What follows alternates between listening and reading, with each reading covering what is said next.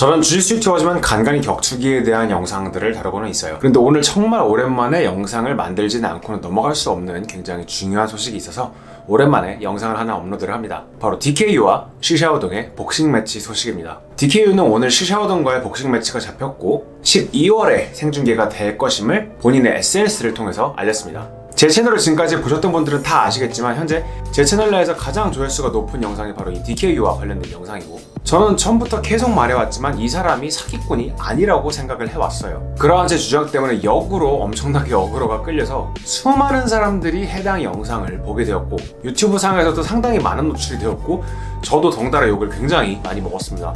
물론 DKU 이 사람이 여러가지 선을 좀 아슬아슬하게 넘었던 적은 있지만, 저는 세미나 영상뿐만 아니라 이 사람의 블로그, 그리고 이 사람의 세미나에 참가했던 많은 사람들에게 직접 문답을 듣고 나서 이 사람이 자기 나름의 수련의 길을 만들어 나가는 사람이라고 생각을 했어요. 잠깐 요약해서 짚고 넘어가자면, 제가 제 채널에 영상을 만들기 위해서 국내와 국외를 가리지 않고 이 사람의 세미나를 들은 사람들을 찾은 게 10명이 넘고, 그 중에서는 실제로 경기를 뛰시는, 실전을 하시는 그런 이름만 대면 알 정도의 유명한 선수들도 포함이 되어 있습니다. 진짜 신기한 거는 절반은 사기다, 절반은 사기가 아니다 라는 답변이 나왔던 거예요. 그리고 방금 말씀드렸던 그 유명한 분은 사기가 아니라고 이분에 대해서 어느 정도 인정을 하시는 그런 이야기를 제게 해주셨어요. 여전히 저의 결론은 이 사람은 사기꾼이 아니라고 생각하지만 이 사람의 가르침을 받을 생각도 없다 정도가 되겠습니다.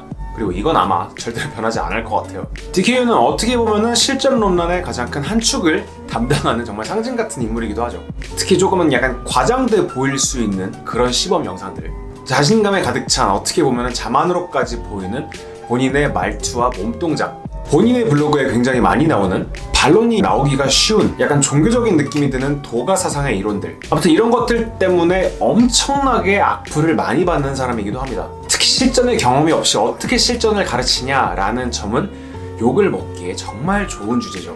실제로 이번에 어떤 해외 매체 영상에 출연을 해서 코너 맥그리거를 언급하면서 약간 도발을 했고, 덕분에 국내외로 수많은 사람들의 악플을 받기도 했습니다. 개인적으로 조금 사회자가 함정을 팠다는 느낌도 있기는 했지만, 본인의 발언으로 일어나게 된 일은 주워 담을 수가 없죠. 그랬던 DKU가 마침내 첫 실전으로 복싱 매치에 나섭니다. 상대인 시샤오동에 대해서는 설명을 할 필요가 없죠. 중국의 많은 전통 무술가들과 실제 경기를 해서 그 허구성을 증명해낸 중국 파이터죠. 원래는 이 시샤오동과의 경기가 레드 히든이라는, 사실상 한국 내 시샤오동의 대리 채널이라고 볼 수 있는 이 채널을 통해서 잡히게 될 예정이라고 DKU 본인이 블로그에다가 업로드를 한 적이 있는데, 이게 한창 그 코너 맥거리거 관련해서 악플이 엄청나게 많이 달렸을 때 그때 그 악플을 보신 어머님이 쓰러지시는 바람에 조금 연기가 되었던 것 같습니다. 그리고 마침내 오늘 12월에 경기를 진행하는 것으로 결정이 된 듯 합니다. 그리고 말씀드렸지만 룰은 MMA 룰이 아니고 복싱 룰입니다. 정말 다행이라고 생각을 했어요. 저는 만일에 MMA에 도전한다고 했다면 정말 큰 만용이라고 생각을 했는데, 그래도 나름 본인의 장기라고 할 수 있는 분야인 복싱으로 룰이 결정이 됐으니까요. 레슬링과 주짓수가 포함이 된 MMA였다면 아마 처참하게 무너졌을 겁니다. 그리고 복싱 룰일지라도 제가 승자 예측을 만약 감히 해보자면 저는 당연히 시샤오동에게 걸 수밖에 없어요. 말 그대로 시샤오동은 실전에서 증명이 된 선수니까요. 하지만 저는 반대로 마음으로는 또 DKU를 응원하고 싶어요. 저는 진짜 사기를 치고 있고 욕을 먹을 만한 사람들은 다른 곳에 널려 있다고 생각을 합니다. 가짜 주짓수 블랙벨트를 봐도 그렇죠. 그리고 그 외에도 정말 말도 안 되는 것들을 가르치는 사람이 전 세계적으로 널려 있습니다.